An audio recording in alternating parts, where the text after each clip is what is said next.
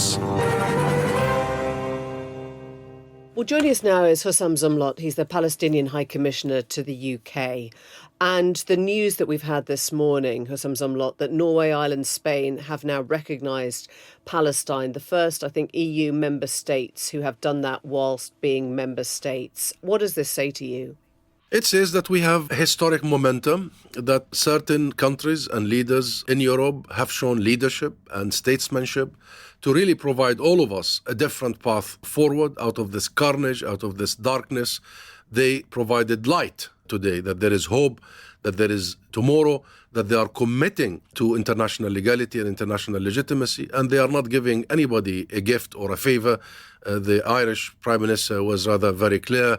This is an inalienable right of the Palestinian people. This is a recognition of their distinct national identity and their peoplehood and nationhood, and this is long overdue. However, to come at this point in time, give millions of people, including people in Europe and worldwide, hope for a different future. So this is historic, and not only it's a historic day, it's a historic week, because it followed from the ICC Prosecutor General only 2 days ago, taking a first step towards holding Israel accountable to its many war crimes over many decades. Yeah, I want to come on to the ICC in a moment, but just on this question of the recognition of a Palestinian statehood, you've known this was coming from those three countries. Presumably you have also been having conversations with the UK government. What response are you getting there? Still the same. We have heard something rather new a couple of months ago from Foreign Secretary Lord Cameron, who did announce that Britain is considering recognizing the State of Palestine before a final agreement has been reached. And that statement did break a taboo and established a new logic that the UK would recognize as a contribution to a peace process, not an outcome of it. And therefore, Lord Cameron removed the Israeli veto over Palestinian statehood, which the UK should have done long time ago. It's long overdue. But the UK is not going to join Norway and Ireland and Spain in this same state of recognition, right? I mean, that's pretty clear. Yeah, however, the UK is lagging behind. It has been lagging behind on this issue for a long time. We have given the UK many opportunities, including recently at the UN, in the Security Council and in the General Assembly. And regrettably, the UK has so far picked the wrong choice. What's your message now to the UK government on this? It's their time, given the historic responsibility of the United Kingdom, given the Balfour Declaration 107 years ago, that colonial arrogance moment that has contributed to the suffering of my people for over a century.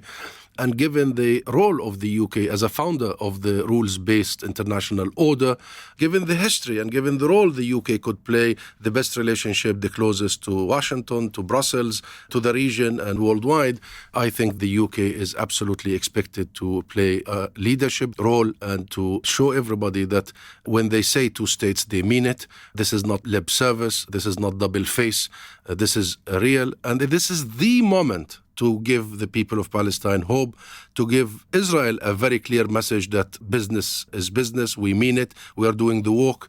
And should the UK lag behind, it would be a very bad message at a very bad moment. Except you can see the response that we've had already this morning. Senior Hamas leaders are welcoming the decisions, and Israel's foreign minister has said that Ireland and Norway are sending a message today that terrorism pays, that what happened on October the 7th has led to this moment, and the message that it sends internationally is that terrorism pays. That's the very wrong question, Emily, and I really refuse it wholeheartedly. This process of recognition has been brewing for years, with the same countries and with other countries. It should have happened long ago, at least in 1999, 5 years after the signing of the Oslo Accords. The European countries, the US, were committing to recognize the State of Palestine as early as 1999. They have lagged behind, and they have, by hesitating to take the right decision, they have led us to where we are today, to this carnage and madness, mass murder, mass destruction.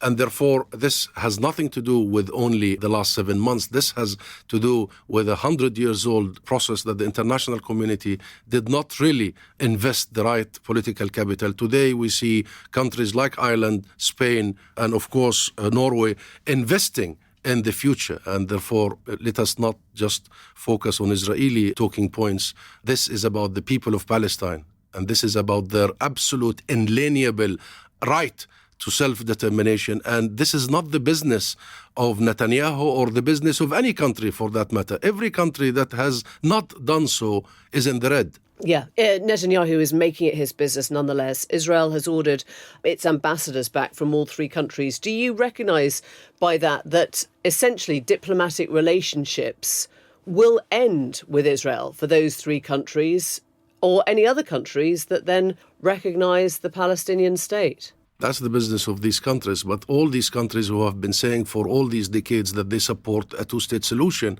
and they haven't recognized the two states, they didn't really mean it. Now, these countries who have done so today are among the countries who really mean two-state solution. And therefore, if this is their policy to create a state of Palestine on the 1967 borders with East Jerusalem as its capital and to resolve the issue of refugees in accordance with international law, if this is the policy, then it is Netanyahu that needs to be isolated and punished. If Israel does not accept the international consensus, then there will have to be consequences. It should not be Dublin or Oslo or Madrid, for that matter, to be diplomatically punished by Netanyahu. It should be Netanyahu that should feel the consequences of his rejection of the international consensus and of his rejection of the very idea of people's righteous demand for self-determination and statehood and sovereignty. And therefore, this business has gone on for a long time, Emily, to let Israel have a veto power over something that has to do with our natural birth rights. Today, these countries are saying no longer Israel has the leverage or the right to say no or to have a veto power over the Palestinian people right to self-determination. That's the key message. And this is long overdue. I promised that we would talk about the International Criminal Court. The Prosecutor General submitted an application and the ICC now has 3 months to consider its outcome. Do you understand that the UK government will abide by what the ICC has said this week? What is your understanding of that? It must. I mean, the UK is a founding member of the international judicial system, the ICJ and the ICC. The UK prides itself with being a founding member of the whole international system after the horrors of the Second World War. The first General Assembly of the United Nations was convened here in London, not anywhere else. The first UN Secretary General was British. And therefore, if you pride yourself with being a founding member, you have got to stick by the rules. And the rules are very simple and straightforward. The independence of the global courts, especially the ICC and the ICJ, you do not meddle or interfere in their business. And we expect the UK to come out clearly saying that we respect the independence of these courts. And you haven't heard that yet? No. We have heard some rather counterproductive, unhelpful statements from some very senior UK politicians. Salman Rushdie has said if there was a Palestinian state, it would be run by Hamas, and that would make it a Taliban-like state, a client state of Iran. He is not alone in his fears that this would be a gift right now to Hamas. I don't know who's Salman Rushdie and one. He's meddling in our affairs. Palestine is governed by the people of Palestine. They have national institutions that are legitimate, recognized by the world. The Palestine Liberation Organization, the PLO, represents the Palestinians everywhere, inside and outside. We have just formed a new government, and the State of Palestine is recognized by the absolute vast majority of the world, except very few countries, including the US and the UK. And today you've heard from 3 countries, European countries. Tomorrow you will hear from much more, whoever left, that did not recognize the State of Palestine. The State of Palestine belongs to the people of Palestine, and the people of Palestine have their legitimate representation. And I understand that as a theory, as an ideology, but I'm just asking, I guess, whether it chimes with your own fears now that a Palestinian state would embody Hamas at this point. Does that worry you? It doesn't. It embodies peace. This is about our rights, and these rights should have been fulfilled long before Hamas was created. Hamas has not created this conflict. Hamas is an outcome of this conflict and all other political factions. What we need is to resolve this in accordance with the Palestinian people's rights, legitimate rights, birth rights. So let's not conflate and confuse the conversation. This isn't about Hamas or any other political faction. This is about a people.